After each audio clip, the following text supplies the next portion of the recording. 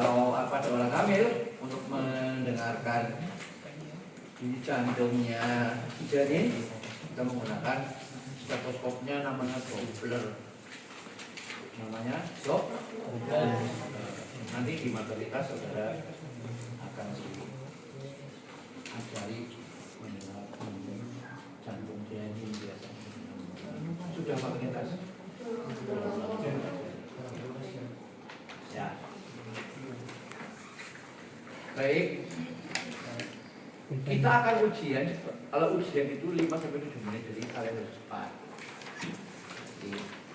Yang kedua, pemeriksaan terus. Urutannya mulai dari auskultasi dulu, inspeksi, palpasi, baru terakhir perfusi. Kenapa alasannya? Karena kalau pemeriksaan perut auskultasi diakhirkan, maka akan terjadi perubahan fisiologis yang tidak terstandar karena proses meraba dan proses mengetuk. Ya, perut bisa berpengaruh. Yang tadinya kecepatannya cuma antara 5-35 kali per statisnya jadi meningkat. Itu begitu. Kecuali pada mereka yang mengalami besi usus atau paralisa usus, kelumpuhan dari usus, jadi tidak akan malah bisa dibuang, malah muntah. Ya, itu jadi dihidupkan menggunakan bedanya itu. Ya, antara pemeriksaan beda dengan perut urutannya. Kalau perut auskultasi dulu, kalau tidak inspeksi. Ya. Urutannya biasa fase persiapan. Perawat sudah membaca status, perawat sudah mempersiapkan alat, perawat siap untuk melakukan perasan dan sudah belajar. Ya. Ini namanya stetoskop double. Apa ini namanya? Mic.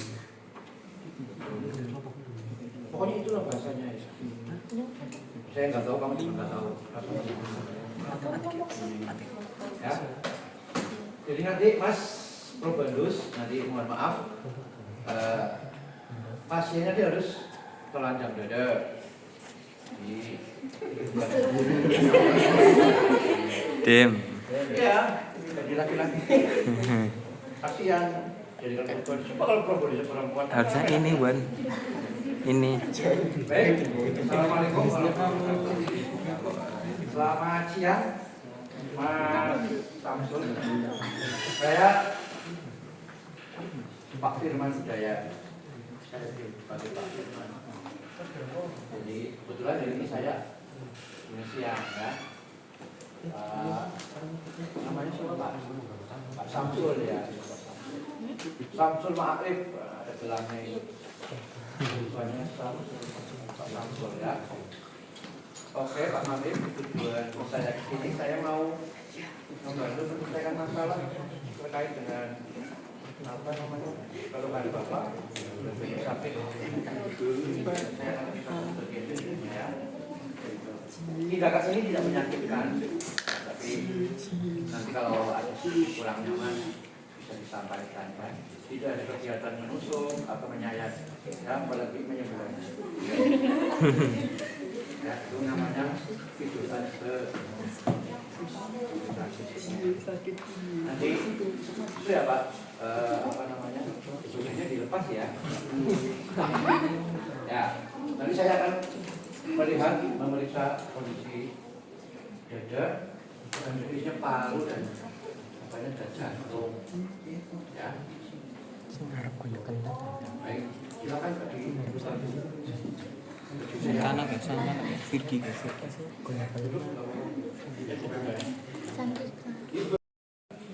apa namanya? Tulang klavikula namanya. Dari tulang itu sejajar. Berarti normal kelihatan nih. cenderung kurus. Ya. Berarti bentuknya berapa, Mas? 50 tingginya? Nah, ini indikasi kurang gizi. Masa 170, 50 di itu ya? Ya, makanya itu. Ya. Kalau enggak Pak, Mas? Enggak ya. Jadi simetris, bagus. Ini normal kulitnya pasien ini. Kita lihat, ya, pasien ini. Kita lihat normal. Ya. Kemudian nanti kelainannya apa di dada? Ada 3 kelainan. Yang pertama lordosis. Lordosis tadi apa namanya? Tulangnya begini. Ya. Jadi cenderung begini. Nah, kemudian ada kifosis, bungkuk. Kemudian ada yang letter S, skoliosis, skoliosis. Ini normal. Ya, kalau perempuan dilihat payudara, palpasi. Ya. Yang akan kita palpasi daerah pengisian udara di paru antara paru kanan dengan paru kiri. Paru kanan ada 3 lobus, paru kiri ada 2 lobus. Lobus atas bawah sebelah kiri, dan sebelah kanan lobus atas tengah dan bawah. Nah, jadi cara memeriksanya itu, nah kita raba dulu ini. Ini.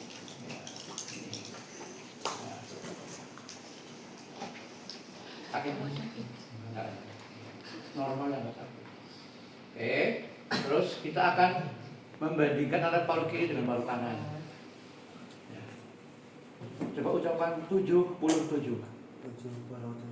Oke. 77. Oke. Ucapkan 77.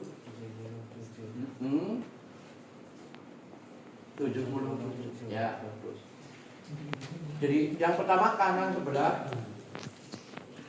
kiri, tangan kanan saya sebelah kiri, kemudian dibandingkan lagi. Ini ternyata sama. Ya, tadi bunyinya itu bunyi apa namanya nafas yang ada udara, jadi nyari. Ini untuk perabaan. Ya. Kemudian perkusi. Perkusi itu untuk menentukan letak organ. Ada organ jantung, ada organ paru-paru di sana. Nah, itu seperti itu. Nanti kalau untuk hati dan lambung pada pemeriksaan perut, kita akan fokus pada jantung dan paru. Jantung terletak sebelah kiri. Ya, normalnya sebelah kiri ya. Tapi kemarin saya lihat drama Korea ada orang ditembak sebelah kiri gak mempan, ternyata katanya dia dewa jadi sebelah kanan. Aneh gitu. Dan dia ternyata CEO yang menyamar. Ya, baik. Caranya begini, ya.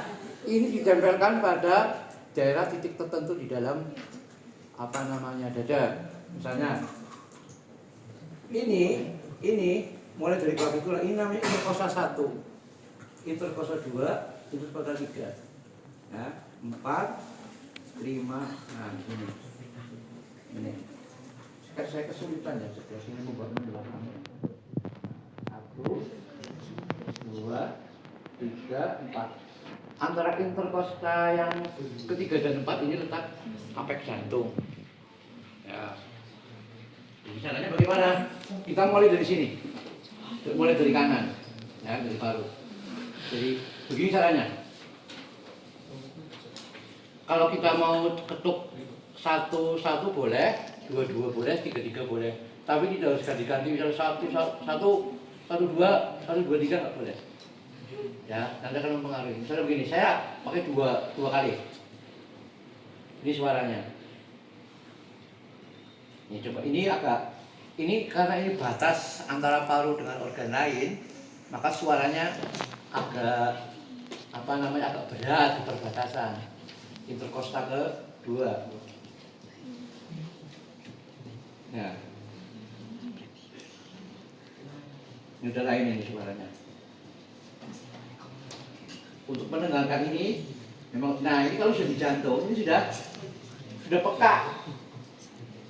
Ada timpani itu biasanya sudah di dalam organ di luar organ paru timpani. Nanti sonor perbatasan antara paru dengan timpani. Kalau sudah masuk ke parunya itu peka. Ya, jantung juga lebih peka lagi. Timpani, sonor dan peka.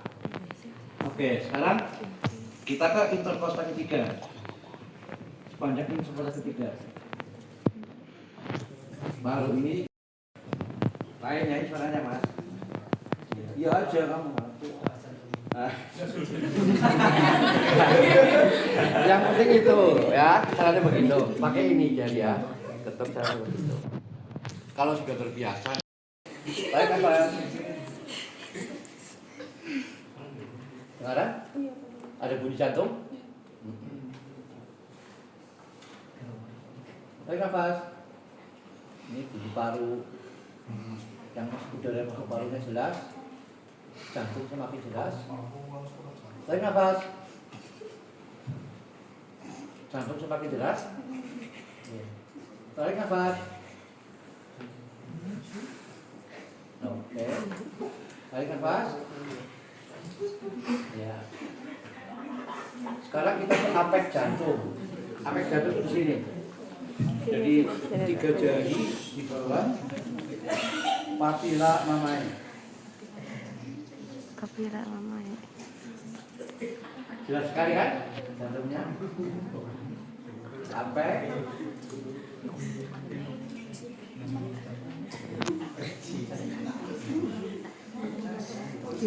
Ya. Kita tadi sudah mendengarkan suara jantung. 1, 2, 3, 4, 5, 6. Dah sama aja nggak apa-apa. Nah, di sini ini akan terdengar suara kalau normal ada katup mitral di sini. Turbicus pidalis, ini apek jantung. Bedanya apa suaranya? Kalau sebelah sini di apek itu bunyinya luk-druk, luk-druk, luk-druk. Normalnya begitu. Kalau di sini bunyinya kebalikannya. Tadi luk-druk, ini druk-druk, druk-druk, druk-druk. Itu menurut pendengaran saya. Nah, itu seperti itu. Pak, kemudian kalau nggak normal itu ada suara galop.